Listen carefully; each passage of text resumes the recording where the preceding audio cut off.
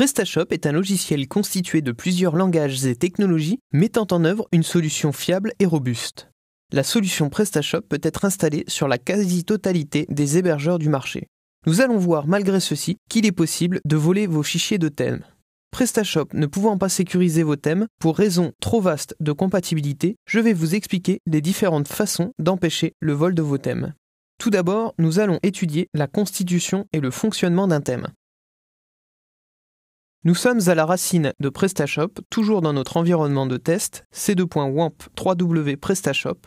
Nous allons aller dans le dossier thème. Le dossier thème est facile à reconnaître puisqu'il porte le nom thème. Ensuite, nous apercevons qu'il y a donc deux thèmes. Le thème PrestaShop et le thème PrestaShop_alt qui sera le thème alternatif de PrestaShop. Lorsque nous allons dans ces dossiers, nous nous apercevons que les fichiers template, modèle sont présents ici. Nous allons donc retourner dans notre navigateur afin de constater et d'afficher le contenu de ces fichiers template. Par exemple, si nous double-cliquons sur 404.tpl, nous affichons bien le contenu du fichier de thème. Ainsi, vous reconnaissez peut-être le langage HTML ainsi que quelques balises Smarty. Le problème de ces fichiers, c'est qu'ils constituent l'ensemble de votre thème, et donc votre travail de personnalisation. Si maintenant nous tentons d'aller à la racine de PrestaShop dans le dossier thème, PrestaShop 404.tpl. Le site affiche bien, malheureusement, le contenu de votre template. Si nous regardons la source, nous avons exactement le même contenu, les balises Smarty n'étant pas exécutées. Pour cet exemple, j'ai pris le pire des cas où vos fichiers TPL seraient interprétés comme du PHP et donc affichés dans votre navigateur. Afin de protéger ces fichiers, il est possible d'ajouter quelques informations dans ces fichiers template. Nous allons le voir tout de suite. Nous allons retourner dans le dossier PrestaShop, puis dans notre fichier 404.tpl. Il vous est alors possible d'ajouter cette ligne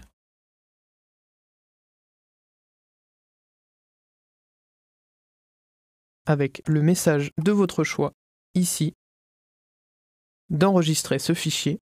L'accolade étoile et l'étoile accolade sont en fait des parties interprétées comme commentaires dans Smarty qui ne s'afficheront pas sur votre site.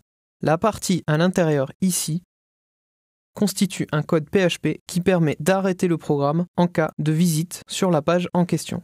Nous allons retourner dans notre navigateur afin de constater ceci. Lorsque maintenant nous actualisons, nous affichons bien hack.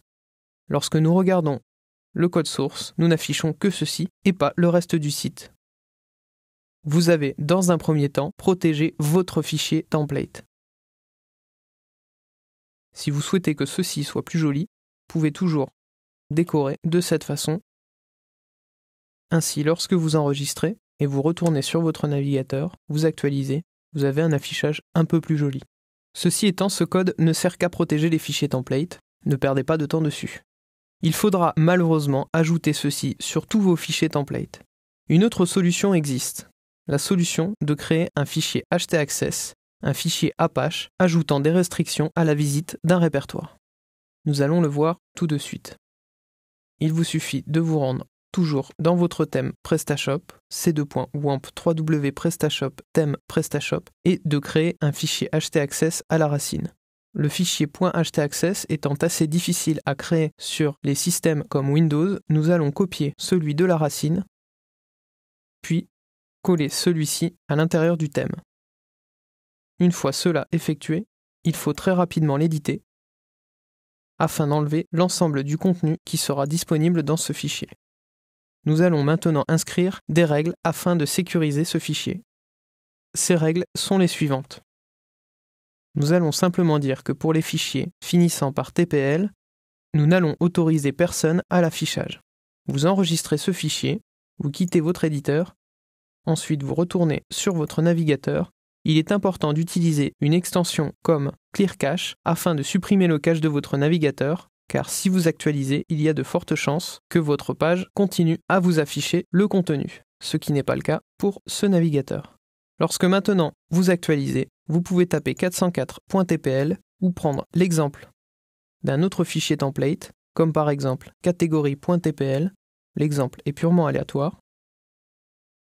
appuyez sur Entrée. Vous n'êtes pas autorisé à afficher le contenu. Et vous pouvez constater le bon fonctionnement de votre site. Vous savez maintenant comment sécuriser votre thème à l'aide des 2 fichiers que je vous ai montrés. Vous ne savez pas ce qu'il faut mettre à l'intérieur des fichiers? Ne paniquez pas, ceux-ci seront inclus automatiquement en pièce jointe de ce cours vidéo.